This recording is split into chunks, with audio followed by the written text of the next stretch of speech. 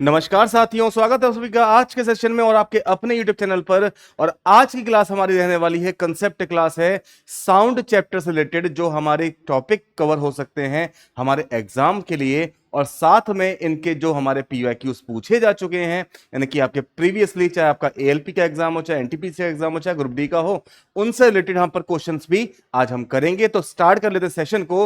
और सेशन को स्टार्ट करने से पहले बोलना चाहूंगा कि अगर आपने अभी तक चैनल को सब्सक्राइब नहीं किया हो तो एक बार सब्सक्राइब भी कर लेना, और शेयर ना किया हो तो एक बार जोरदार तरीके से शेयर कर देना। स्टार्ट कर लेते सेशन को। जैसे कि हमारी टैगलाइन है कि एग्जाम से पहले जरूर देख लेना, क्योंकि कंसेप्ट अगर क्लियर हो जाएंगे तो आपका एग्जाम भी क्लियर हो जाएगा बहुत बढ़िया तरीके से। चलिए, सबसे पहली बात कि ध्वनि होती क्या है, किसे बोल सकते हैं कि साउंड है। ठीक है, साउंड हम किसे बोल सकते हैं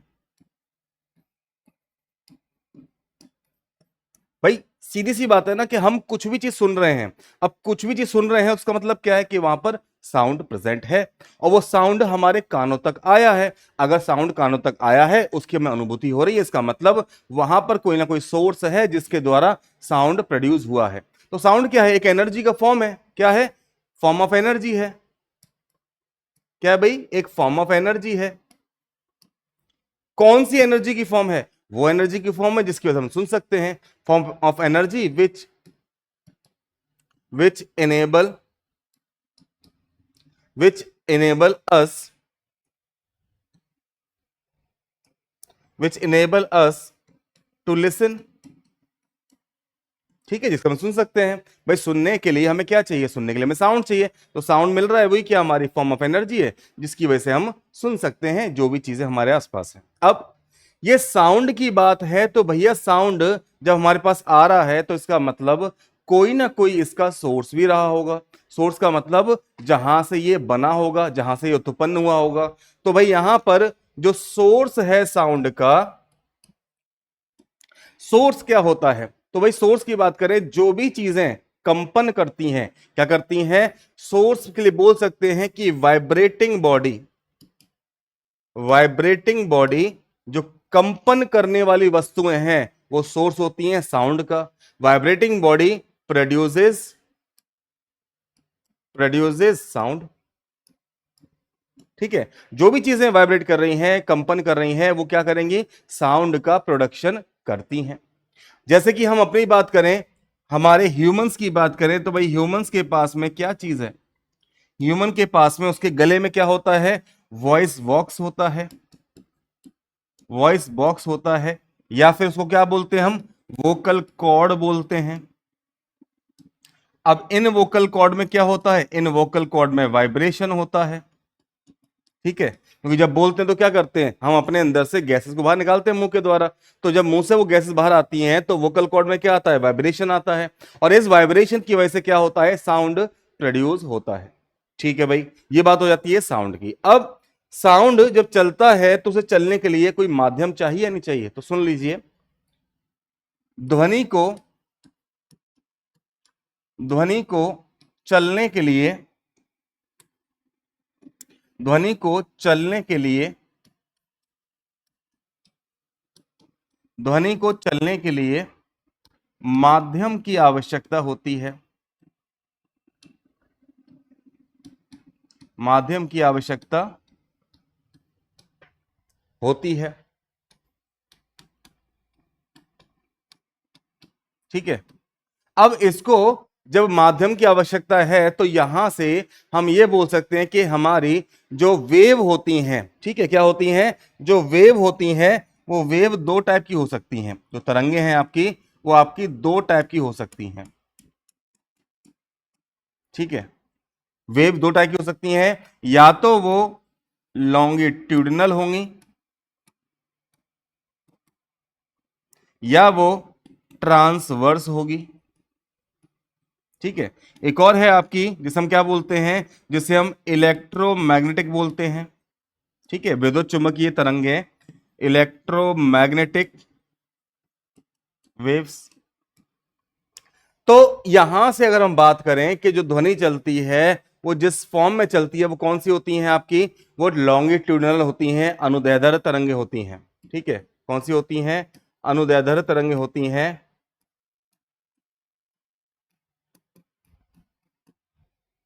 और ये आपकी अनुप्रस्थ तरंगे होती हैं।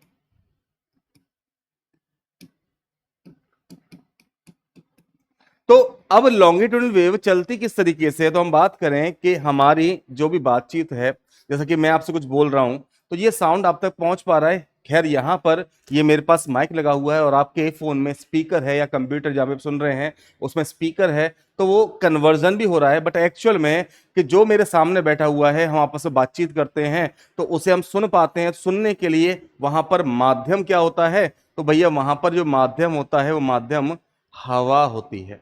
ठीक है, क्या होती है, हवा होती है। और यहां पर एक चीज नोट भी कर लेंगे, वो नोट क्या करेंगे, क्योंकि मैंने जैसे आपको बताया कि साउंड को यानी कि ध्वनि को चलने के लिए माध्यम की रिक्वायरमेंट होती है।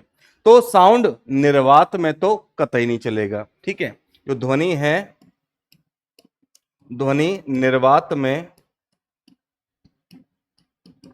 ध्वनि निर्वात में नहीं चल सकती।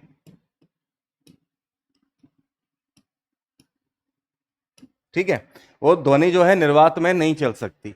अब भाई ध्वनि निर्वात में नहीं चल सकती तो यहां से एक क्वेश्चन आपके दिमाग में बनेगा कि अगर ध्वनि निर्वात में नहीं चल सकती, ठीक है हमने मान लिया नहीं चल सकती, तो भैया मून पे ऐसा क्या है। अगर मैं मून की बात करूं, हमारे चंदा मामा की बात करूं, वहां पर भी तो एटमॉस्फेयर नहीं है, वहां भी तो एयर नहीं है। तो जो एस्ट्रोनॉट जाते हैं वो आपस में कम्युनिकेट कैसे करते हैं, एक दूसरे से बात कैसे करते हैं, तो आंसर है उनके पास आपने देखा होगा एक बड़ा सा स्पेस सूट होता है और उस स्पेस सूट में एक हेलमेट भी होता है। और उस स्पेस सूट की खासियत क्या होती है कि उसमें आर्टिफिशियल एटमॉस्फेयर होता है। और आर्टिफिशियल एटमॉस्फेयर के साथ साथ उनके साथ में कनेक्ट होता है रेडियो फोन। क्या होता है, रेडियो फोन कनेक्ट होता है। ठीक है, याद रखना इस चीज को, रेडियो फोन कनेक्ट होता है। और वो इसी से क्या करते हैं, वो इसी से एक दूसरे के साथ में कम्युनिकेट करते हैं, क्योंकि मून पर हवा नहीं है, एटमॉस्फेयर नहीं है, तो साउंड भी ट्रेवल नहीं कर पाएगा। ठीक है, तो ये बात हो जाती है इसकी। अब जरा देख लेते हैं हम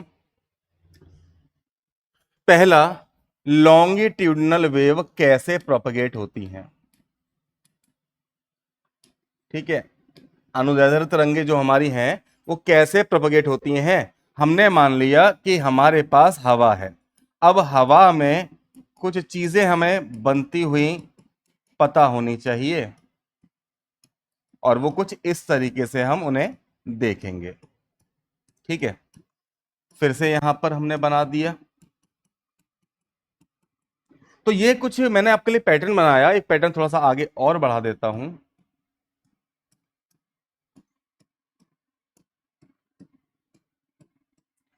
तो यहां पर आपको इतना दिख रहा होगा कि यहां पर ये हमने माना क्या है, ये पूरे क्या है हमारे पास, ये हवा के पार्टिकल हैं। क्या है ये हवा के पार्टिकल हैं। और इस हवा के पार्टिकल में ये हमें दिख रहे हैं, ये कैसे हैं, पास पास है। फिर ये हमें दिख रहे हैं ये दूर दूर हैं। फिर ये हमें दिख रहे हैं ये पास पास हैं। और फिर हमें ये दिख रहे हैं ये दूर दूर हैं। तो जहां पर एयर के पार्टिकल पास पास होते हैं, इसे इस रीजन को हम क्या बोलते हैं, यहां पर क्या हो रहा है, यहां पर कंप्रेशन हो रहा है। और जहां पर एयर के पार्टिकल दूर दूर होते हैं वहां पर हमें क्या मिलता है, उस रीजन में हम बोल सकते हैं कि यहां पर हमें रिफ्रैक्शन, सॉरी रिफ्रैक्शन बोल रहा हूं, रेयरफेक्शन दिख रहा है। क्या है, रेयरफेक्शन। ठीक है, तो कंप्रेशन और रेयरफेक्शन में क्या फर्क है, कंप्रेशन में जहां पे हवा के पार्टिकल पास पास होते हैं और रेयरफेक्शन में क्या होते हैं, दूर दूर होते हैं। तो भैया साउंड याद रखना, साउंड की जो एनर्जी है वो कभी भी हवा को लेकर के अपने साथ नहीं चलती। यानी मैंने किसी से कुछ बोला और वो मेरे सामने ही बैठा हुआ है, तो जो एयर का पार्टिकल मेरे मुंह के पास है वो एयर का पार्टिकल उसके कान के पास नहीं जाएगा। बस होगा क्या कि ये एनर्जी, जो एनर्जी है वो एनर्जी शिफ्ट होती है, हमेशा एनर्जी मूव करती है, एयर मूव करके नहीं जाती। यानी यहां से साउंड एनर्जी ट्रेवल करके आगे की तरफ बढ़ती जाएगी और यही होता है साउंड का प्रोपगेशन, यानी कि साउंड का मूवमेंट। कंप्रेशन जो रीजन होता है इसको हम बोल सकते हैं, क्योंकि यहां पर जो एयर के पार्टिकल हैं वो पास पास है, और जहां पर आपके एयर पार्टिकल पास पास होते हैं उसे हम हाई प्रेशर रीजन बोलते हैं, हाई प्रेशर रीजन बोलते हैं।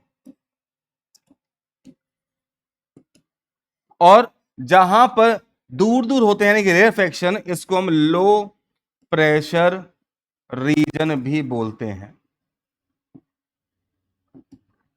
ठीक है भाई। अब यहां पर एक बात और बनती है कि भैया यहां पर हाई प्रेशर और लो प्रेशर मिल रहा है, तो इसके बिहाफ पर हम लॉन्गिट्यूडनल वेव को और क्या बोल सकते हैं? तो इसका दूसरा नाम भी याद रखना, इसे क्योंकि प्रेशर बनाते हुए जाती है, प्रेशर कम और ज्यादा इस फॉर्म में जाती है, तो इसे हम प्रेशर वेव भी बोल देते हैं। ठीक है, दूसरा नाम भी इसका याद रख लेना, इसको हम प्रेशर वेव भी बोल देते हैं क्योंकि प्रेशर दिखाते हुए जाती है। अब यहां पर कुछ टर्मिनोलॉजीज हैं, जरा उसको देख लेते हैं। यहां पर चाहो तो इसके फॉर्म में देख लो या फिर ट्रांसवर्स वेव की फॉर्म में देख लो। अब जरा देखो ट्रांसवर्स वेव कैसे बनती है। ट्रांसवर्स वेव यहां से मान लिया और कुछ इस तरीके से ये जाती है। ठीक है भाई। अब यहां पर ये हमारी क्या है, देखो ये जो हमारी सीधी लाइन जा रही है ना, ये क्या है, इस डायरेक्शन में क्या हो रहा है, प्रोपगेशन हो रहा है, ट्रेवल कर रही है हमारी जो साउंड वेव है वो। ठीक है। अब इसको और क्या बोलते हैं भाई, इसको याद रखना, इसको हम मीन पोजीशन भी बोलते हैं। क्या बोलते हैं? मीन पोजीशन भी इसको बोलते हैं। अब इस मीन पोजीशन से जितना ये ऊपर जाए या जितना ये नीचे जाए, इसकी हाइट को, इसकी हाइट को हम क्या बोलते हैं? इसकी हाइट को हम एम्पलीट्यूड बोलते हैं। ठीक है, मतलब एम्पलीट्यूड हमें क्या बता रहा है? Maximum disturbance. क्या बता रहा है? Maximum disturbance. Maximum disturbance.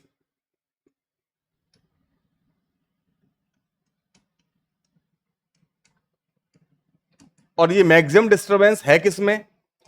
Maximum disturbance जो आ रहा है ये हमारा है किसमें? तो याद रखना, जो मैक्सिमम डिस्टरबेंस आ रहा है वो हमारा एयर में है या मीडियम में है। किसमें है? जिसमें माध्यम में साउंड ट्रेवल कर रहा है उस माध्यम का मैक्सिमम डिस्टरबेंस है। ऐसी वेव आपने कहां देखी है? तो भाई मैं बात करूं, ऐसी वेव हमने देखी है कि अगर हम पानी में पत्थर को डालें, ठीक है, पानी में पत्थर डालेंगे तो उसमें दिखती होंगी आपको कुछ वेव ऐसे करके हमें दिखाई देती हैं। तो ये जो वेव फॉर्मेशन है ना, इसी को हम बोलते हैं ट्रांसवर्स वेव। अब इसे हम क्यों देख रहे हैं, इसका रीजन क्या है? तो इसका रीजन बता दूं कि इसमें जो हमारी वेव से रिलेटेड टर्मिनोलॉजीज होती हैं, जो नए नए फैक्टर्स होते हैं जिन्हें हमें पढ़ना है, वो हम क्लियरली इससे समझ लेते हैं। तो यहां तक समझ में आ गया होगा, जो मैक्सिमम डिस्टरबेंस क्या बोलते हैं? एम्पलीट्यूड बोलते हैं।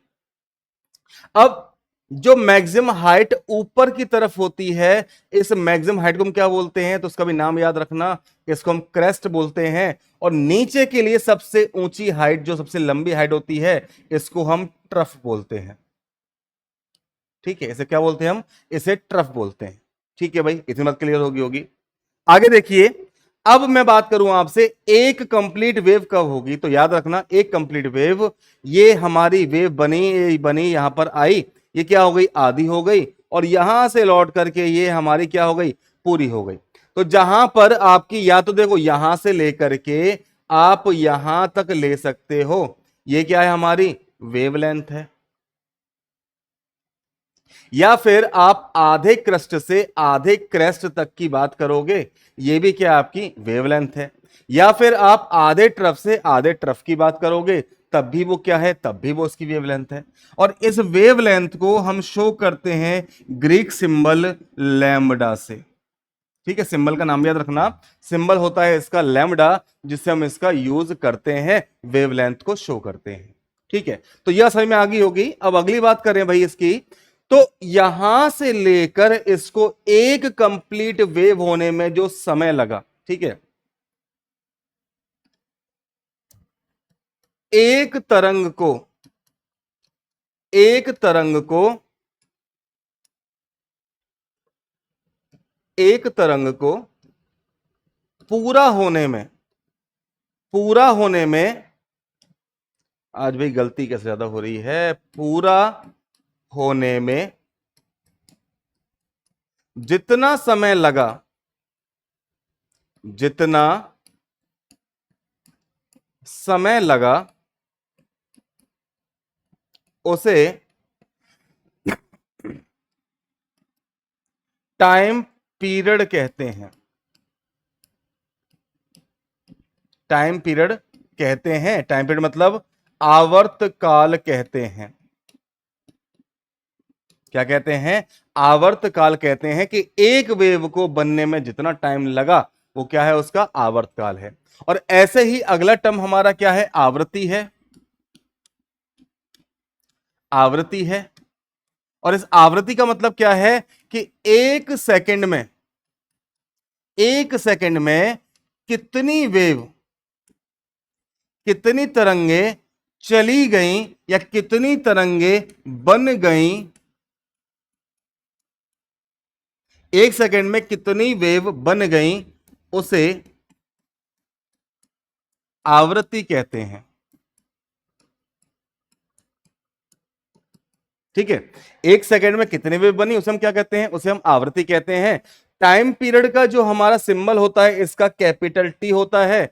फ्रीक्वेंसी यानी कि आवृत्ति का जो हमारा सिंबल होता है वो हमारा या तो एफ होता है या फिर सिंबल न्यू होता है। ठीक है, न्यू कैसा बनेगा? थोड़ा सा तिरछा बन जाता है, इसको हम न्यू भी बोलते हैं। ठीक है, तो ये बात हो जाती है कि किस तरीके से जो साउंड वेव है वो प्रोपेगेट होती है, वो एक जगह से दूसरी जगह चलती है। अब यहां पर आपको एक चीज बताना चाहूंगा मैं कि जो इलेक्ट्रोमैग्नेटिक वेव है इसके द्वारा या इसकी जो फॉर्म है उसमें लाइट जो हमारे पास आती है, जो सनलाइट आती है, वो इलेक्ट्रोमैग्नेटिक वेव की फॉर्म में आती है और इसे किसी माध्यम की रिक्वायरमेंट नहीं होती। इसे किसी माध्यम की जरूरत नहीं होती। इसे किसी माध्यम की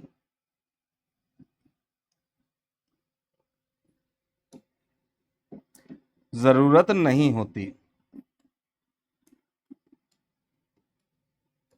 ठीक है, किसी भी माध्यम की जरूरत नहीं होती है। ये बिना माध्यम के क्या होता है? एक जगह से दूसरी जगह प्रोपेगेट हो सकता है। ठीक है, ये चीजें आपको अब क्लियर हो गई होंगी, है ना भाई?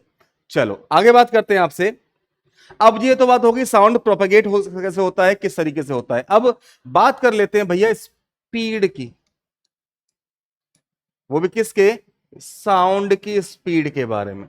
तो भाई साउंड की जो स्पीड होती है उसके लिए पहली बात फॉर्मूला क्या होता है? तो देखो फॉर्मूला सिंपल सी बात करें, स्पीड इज इक्वल टू हमारा सबको मालूम होगा, प्यारा सा फॉर्मूला है, डिस्टेंस अपॉन टाइम, है ना? सबको पता है, बिल्कुल जनरल फॉर्मूला। अब यहां पर चीजें आती हैं कि आपका डिस्टेंस क्या है। तो भैया यहां पर डिस्टेंस की जैसे हमने देखा कि एक कंप्लीट वेव हमारी क्या है? वेवलेंथ। इसको हम क्या मानते हैं? इसी को हम डिस्टेंस मानते हैं। तो ऊपर क्या आ जाएगा आपका? वेव लेंथ आ जाएगा। नीचे एक वेव को लिया गया समय या एक वेव के बनने में लिया गया समय, उसे हम क्या बोलते हैं? टाइम पीरियड बोलते हैं। तो नीचे क्या आ जाएगा आपका? टाइम पीरियड आ जाएगा। तो यहां से स्पीड इज इक्वल टू क्या आ गया? वेवलेंथ के लिए लैम्डा अपॉन टाइम पीरियड के लिए आ गया कैपिटल टी। ठीक है भाई, यहां तक क्लियर हो गया। अब बात आती है फ्रीक्वेंसी और टाइम पीरियड के बीच में क्या रिलेशन है। तो भैया आवृत्ति और आवर्त काल के बीच में जो डिफरेंस है या रिलेशन है वो क्या होता है कि ये दोनों एक दूसरे के इनवर्स होते हैं। ठीक है, कैसे होते हैं? इनवर्स होते हैं। तो हम बोल सकते हैं कि एफ इज इक्वल टू क्या होगा हमारा? 1/t होता है। तो यहां पर अगर मैं बात करूं, इसको तोड़ दूं, तो देखो जरा क्या बनेगा? S is equal to lambda into 1/t बन जाएगा।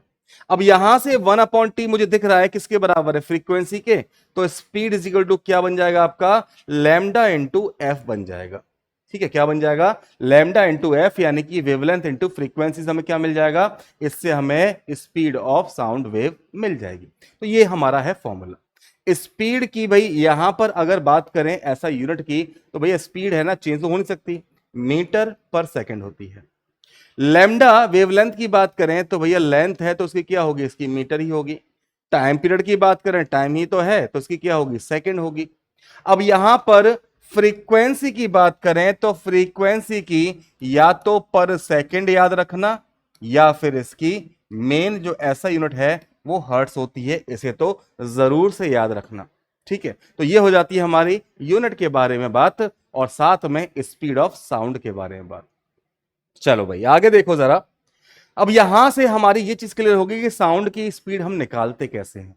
अब बात करें स्पीड ज्यादा किस में होती है, तो भाई ज्यादा या कम की बात करें तो देखो स्पीड हमारी तीन तरीके के जो हमारे स्टेट है मैटर की, उन तीनों से क्या कर सकता है, ट्रेवल कर सकता है। चाहे आप गैस की बात करें, चाहे आप लिक्विड की बात करें, और चाहे आप सॉलिड की बात करें।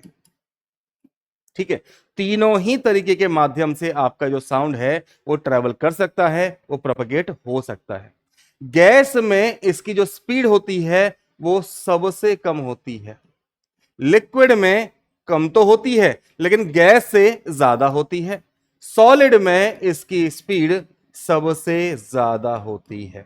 ठीक है, याद रखना, सबसे ज्यादा किसमें होती है, सॉलिड में, उससे कम लिक्विड में, और सबसे कम किसमें होती है, गैस में। ठीक है भाई, तो यहां से याद रखना इन चीजों के बारे में। और साथ में बात करें तो भैया जो स्पीड है ना साउंड की, ये टेम्परेचर पर भी डिपेंड करती है जब हम गैस की बात करते हैं। कैसे? अगर मैं बात करूं आपसे एयर की, एयर हमारी 0 डिग्री सेंटीग्रेड पर है, तब साउंड की स्पीड लगभग लगभग 331 मीटर पर सेकंड के आसपास होती है।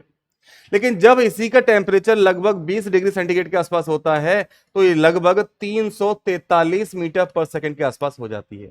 मतलब टेम्परेचर बढ़ने के साथ में यहां पर क्या हो गया, जो स्पीड है साउंड की वो भी क्या हो गई, वो बढ़ जाती है। ठीक है, तो ये स्पीड भी याद रखना किसमें कम है किसमें ज्यादा है। ठीक है, क्वेश्चन पूछा जा सकता है इससे भी रिलेटेड। आगे देखिए, अब बात करें जब साउंड लौट कर आए, मतलब जाता है, सीधी सी बात है, जब साउंड मैंने कुछ बोला जाएगा, सामने क्या आएंगी, रुकावटें आएंगी, वहां से वो टकरा कर भी आएगा। उस टकरा के आने वाले प्रोसेस को हम क्या बोलते हैं, उसको हम इको बोलते हैं। क्या बोलते हैं उसे, हम इको बोलते हैं। ठीक है, स्पेलिंग क्या है इसकी, ECHO। ECHO यानी कि इको का मतलब क्या होता है, रिपीटिशन ऑफ साउंड। रिपीटिशन का मतलब साउंड आपने मतलब कुछ बोला, यानी कि आपने क्या किया, साउंड को रिलीज किया, वो सामने किसी चीज से टकराया और टकरा करके वापस आपको सुनाई दे गया, वो क्या है, उसका इको है। जैसे कि पहाड़ों पे होता है, हम जोर से अपना नाम लेते हैं, फिर हमें हमारा नाम वापस से सुनाई देता है, एक बार, दो बार, तीन बार। उसका रीजन क्या है, उसका रीजन है इको, क्योंकि सामने जो पहाड़ है वहां से जो आवाज हमारी है वो आवाज टकरा के और फिर लौट कर हमें सुनाई दे रही है। अब क्योंकि सबसे पहले एक आपको चोटी दिखाई दे जाएगी, उसके पीछे एक और होगी, उसके जस्ट पीछे एक और होगी, तो अगर नजदीक है वो तीनों की तीनों तो क्या होगी, एक एक करके आपको साउंड उसका सुनाई देगा। लेकिन अगर बहुत ज्यादा दूर है तो हो सकता है कि आपका साउंड इतना तेज ना हो कि उस तक पहुंच पाए, या उससे टकराने के बाद में आपके कान तक आ पाए, तो हमें सुनाई नहीं दे पाता। ठीक है, तो इको को हम क्या बोल सकते हैं, इको को बोल सकते हैं हम repetition of sound. Repetition of sound. ठीक है, साउंड क्या होता है, रिपीट होकर हमारे कानों में आता है, उसमें क्या बोलते हैं, उसे हम इको बोलते हैं। ठीक है भाई, आगे देखो जरा। तो यहां पर इको के लिए जब हम पता करना हो ना, तो देखो फॉर्मूला सेम ही रहता है कि speed is equal to distance upon time होता है। बस याद क्या रखना है इसमें, उसको समझ लेना। यहां पर हमको डिस्टेंस और टाइम और स्पीड फॉर्मूला देखने में बिल्कुल डिटो लग रहा है, बिल्कुल सेम लग रहा है, भाई कॉमन सा फॉर्मूला है, कॉमन सी चीज है, तुरंत कर लेंगे। गलत हो जाएगा। गलत क्यों हो जाएगा, उसका रीजन बता दूं कि इसमें होता क्या है, मैंने कुछ बोला तो मेरा साउंड पहले गया उस ऑब्स्टेकल तक, उस रुकावट तक, वो चाहे दीवार हो, चाहे पत्थर हो, चाहे वो जो भी हो, वहां तक गया और वहां से टकरा करके वापस मेरे कानों तक आया। तो यहां पर जो डिस्टेंस चला ना साउंड ने, वो डबल डिस्टेंस चला, एक जाने का और दूसरा आने का। तो भाई याद रखना, इसमें जो डिस्टेंस होता है वो कैसा होता है, वो डबल डिस्टेंस चलता है साउंड। तो इसके फॉर्मूले में ऊपर क्या आ जाता है, इसके फॉर्मूले में ऊपर 2D आ जाता है। ठीक है भाई, याद रखना इस चीज को। चलो भाई आगे बात करते हैं। दूसरी बात आती है हमारी रिवर्बरेशन की, यानी जो गूंज होती है उसके बारे में बात करेंगे। तो भाई होता क्या है, हम जैसे कि सिनेमा हॉल की बात करें, सिनेमा हॉल की बात करें, कंसर्ट हॉल की बात करें, कॉन्फ्रेंस हॉल की बात करें, तो इनमें होता क्या है कि जो सामने वाला पर्सन है वो कुछ कह रहा है, उसका साउंड क्या होगा, उसका साउंड दीवारों से जो भी चीज मिलेगी उससे टकरा करके हमारे कानों में आएगा। वो जो बोल रहा है वो साउंड भी आएगा। तो क्या होगा, बहुत सारे साउंड एकदम से हमारे कान में आ जाएंगे, जिसकी वजह से हमें क्या होगा, जिसकी वजह से हमें साउंड में, यानी कि हम क्या सुन रहे हैं उसमें हमें कंफ्यूजन पैदा हो जाएगा। क्योंकि पिछला साउंड भी हमारे कान में था, अगला साउंड भी आ गया। तो भैया इससे बचने के लिए हम क्या करते हैं कि जो हमारे सिनेमा हॉल, कंसर्ट हॉल है या कॉन्फ्रेंस हॉल है, इनकी जो दीवार है, ठीक है, इनकी जो दीवार है, इनकी जो सीलिंग है, ठीक है, इनकी जो सीलिंग है, इनका जो फ्लोर है, ठीक है, जो फर्श है, जो फर्नीचर है, इसे क्या करते हैं, सॉफ्ट मटेरियल से कवर कर देते हैं, सॉफ्ट मटेरियल से कवर कर देते हैं, ठीक है। वो क्यों कवर कर देते हैं, ताकि आपको बार बार साउंड सुनने की अनुभूति ना हो, ठीक है। तो यहां पर ये साउंड सुनने की जो अनुभूति है, ये क्या चीज है, जरा इसको भी एक बार देख लेते हैं। तो जो साउंड को सुनने की हमारी अनुभूति होती है ना, उसे हम क्या बोलते हैं, साउंड सुनने की अनुभूति, यानी कि ध्वनि को सुनने की अनुभूति, ध्वनि को सुनने की अनुभूति, यानी persistence of hearing, persistence of hearing. इसका मतलब क्या होता है कि हम जो भी साउंड सुनते हैं, ठीक है, हम जो भी साउंड सुनते हैं उसकी अनुभूति हमारे कानों में, वो साउंड भले ही हो अब चाहे ना हो, 1/10 सेकंड तक हमारे कानों में रहती है, ठीक है, 1/10 सेकंड तक हमारे कानों में रहती है। और इसी को हम क्या बोलते हैं कि ध्वनि को सुनने की हमें क्या हो रही है, अनुभूति हो रही है। और इसी के बाद क्या होना चाहिए, इसी के बाद दूसरा साउंड अगर हमारे कानों में आएगा तो हमें कंफ्यूजन नहीं होगा। तो ये कंफ्यूजन होने का रीजन क्या है, परसिस्टेंस ऑफ हियरिंग है, जो हमारे लिए 1/10 सेकंड होती है, ठीक है। क्लियर हो गया होगा, और अगर नहीं हुआ होगा तो एक बार आप हमें कमेंट में बता दीजिएगा, हम उसको वापस से क्लियर कर देंगे। तो देख लेते हैं हम आगे की बात को, कि ये बात हो गई हमारी रिवर्बरेशन के लिए। अब जरा देखो कि जो साउंड है ना, उस साउंड को हम कितनी कैटेगरी में बांट सकते हैं। तो 2 कैटेगरी में बांट सकते हैं। पहला, या तो वो अल्ट्रासाउंड होगा, या तो वो इंफ्रासाउंड होगा, या फिर वो ह्यूमन हियरिंग रेंज का होगा, ठीक है। 3 तरीके हो सकता है। तो ये तीनों के तीनों, अल्ट्रासाउंड, इंफ्रासाउंड और ह्यूमन हियरिंग रेंज, ये किससे डिफाइन होती हैं, तो ध्यान रखना, ये डिफाइन होती हैं साउंड की फ्रीक्वेंसी, यानी कि आवृत्ति से। अल्ट्रासाउंड उसको बोलते हैं जिसकी फ्रीक्वेंसी 20,000 हर्ट्ज से ऊपर की होती है। अभी 20,000 हर्ट्ज कितना होता है, तो भैया ह्यूमन हियरिंग रेंज की बात करें ना, तो ये होती है आपकी 20 हर्ट्ज से लेकर के 20,000 हर्ट्ज तक। यानी कि हमारे जो कान है वो 20 हर्ट्ज से लेकर के 20,000 हर्ट्ज तक के साउंड को सुन सकते हैं। लेकिन जो 20 हर्ट्ज से कम का साउंड होता है उसे हम क्या बोलते हैं, उसे हम इंफ्रा साउंड बोलते हैं, ठीक है। इसकी फ्रीक्वेंसी होती है वो 20 हर्ट्ज से कम होती है। और जो अल्ट्रासाउंड होता है, ये हमारे सुनने की क्षमता से बियॉन्ड होती है, मतलब बोल सकते हैं कि इसकी जो फ्रीक्वेंसी है वो 20,000 हर्ट्ज से ज्यादा होती है, ठीक है। इसकी 20 हर्ट्ज से ज्यादा होती है, इंफ्रासाउंड की 20 हर्ट्ज से कम होती है, और ह्यूमन हियरिंग रेंज की जो होती है वो 20 हर्ट्ज से लेकर के 20,000 हर्ट्ज तक की हमारी रेंज होती है, जिसे हम सुन सकते हैं, ठीक है। अब यहां पर फ्रीक्वेंसी का एक टर्म और याद रख लेना, कि फ्रीक्वेंसी और हम किससे डिफाइन करते हैं, फ्रीक्वेंसी हम डिफाइन करते हैं पिच से भी। किससे, पिच से भी। भाई हाई पिच है अगर, और दूसरी कंडीशन में लो पिच है, तो भाई याद रखना, हाई पिच है तो ये हाई फ्रीक्वेंसी बता रहा है, ये हाई फ्रीक्वेंसी बता रहा है। और लो फ्रीक्वेंसी है, सॉरी लो पिच है, तो ये भी लो फ्रीक्वेंसी बता रहा है।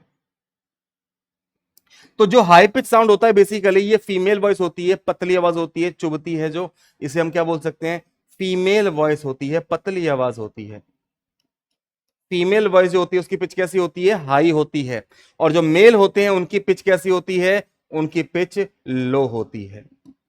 भाई पिच से ये मत समझना कि आवाज भारी है, आवाज तेज है। भाई आवाज तेज होने का मतलब, ठीक है, याद रखना कि आवाज का लाउड होना, आवाज का लाउड होना, आवाज का लाउड होना, इसका मतलब क्या होता है, इसका मतलब होता है एम्पलीट्यूड से।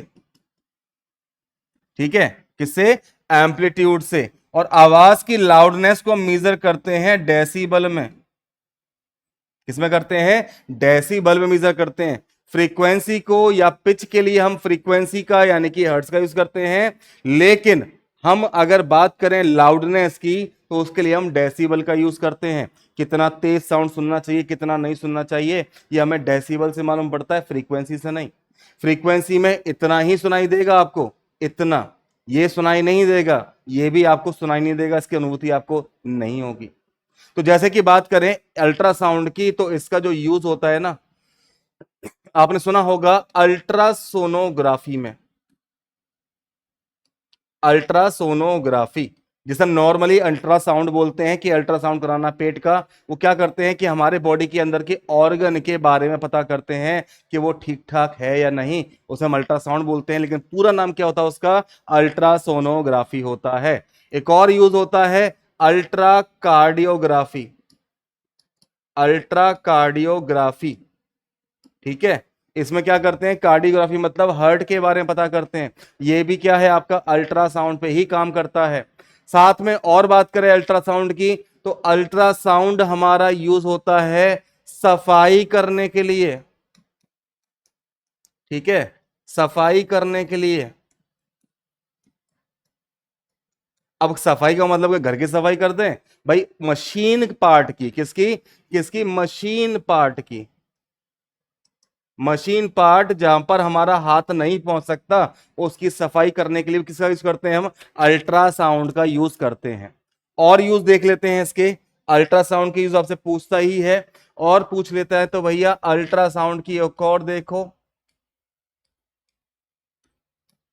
जो हैवी मेटल ब्लॉक होते हैं, हैवी मेटल ब्लॉक के बारे में, ठीक है, हैवी मेटल जो ब्लॉक हैं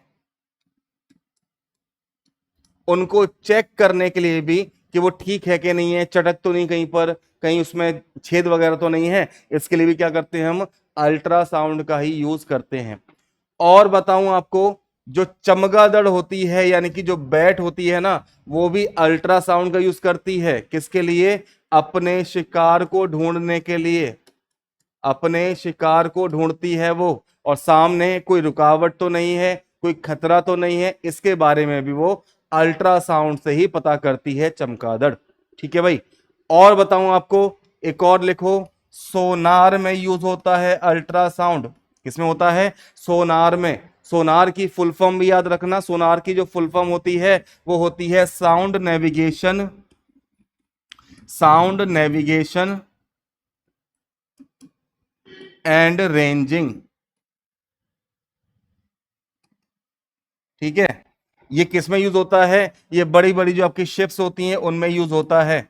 और किस लिए यूज होता है भाई, शिप्स में यूज किया जाता है कि अंदर जो हमारा सी है जिसमें वो चल रहे हैं, कि सी बेड कितना नीचे है, यानी कि समुद्र तल कितना नीचे है, और नीचे कोई खतरा तो नहीं है, इसके बारे में पता करने का काम किसका होता है, सोनार डिवाइस का होता है। और इस सोनार डिवाइस में दो चीजें होती हैं, एक होता है हमारा ट्रांसमीटर, एक लगा होता है हमारा ट्रांसमीटर, और दूसरा लगा होता है हमारा रिसीवर।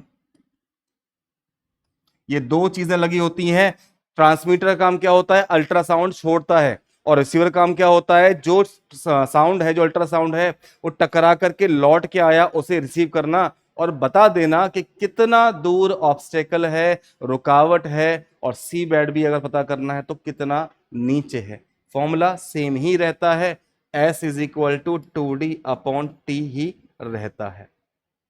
ठीक है भाई। चलो अब बात कर लेते हैं यहां पर, जो एक बात हमारी रह गई और फिर इसको यहीं पर मतलब जो टॉपिक हमारा इसको खत्म करके फिर हम देखते हैं इसके क्वेश्चंस को। वो क्या रह गई थी, वो रह गई थी कि मिनिमम कितना डिस्टेंस होना चाहिए, minimum distance to hear echo, अपने ही साउंड को वापस से सुनने के लिए लगभग लगभग कितना आपके और उस ऑब्स्टेकल के बीच का डिस्टेंस होना चाहिए। चलो भाई, हमने मान लिया कि स्पीड ऑफ साउंड हमारे पास है 343 मीटर पर सेकंड की। टाइम यहां पर हमारा कौन सा रहेगा, जो हमारी परसिस्टेंस ऑफ हियरिंग है, यानी कि 1/10 सेकंड। डिस्टेंस की बात करें तो भैया मैंने आपको बताया था डिस्टेंस 2D रहता है इसमें, क्योंकि वो डबल डिस्टेंस चलता है। जब मैंने बोला सामने गया, टकराया और टकरा के वापस मेरे कान में आया, तो यहां से अगर मैं फॉर्मूला लगा दूं S is equal to D upon T, तो S भैया 343 है, इज इक्वल टू डी मेरा क्या है 2D है, अपॉन में टाइम कितना है 1/10 है। ठीक है, 1/10 है, 10 चला जाएगा इधर, तो क्या बन जाएगा आपका 343 इज इक्वल टू 20D।